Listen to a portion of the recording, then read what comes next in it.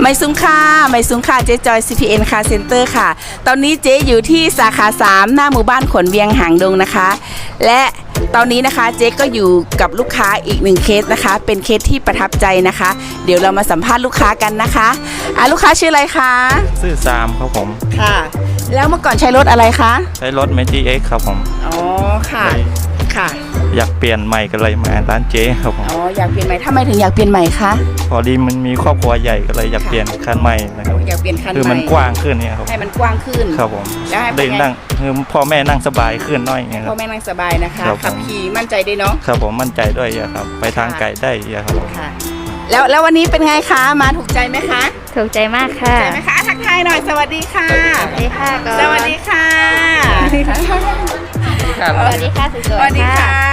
ยกมือด้วยค่ะอันนี้ก็เป็นอีก1เคสประทับใจของเจ๊นะคะที่มาจากลำพูนแล้วก็ได้นำรถเก่านะคะมาแลกรถใหม่ทำให้ความมั่นใจเกิดขึ้นแล้วนี่ก็เป็นครอบครัวที่น่ารักค่ะบ๊ายบายไว้เจอกันคลิปหน้าค่ะ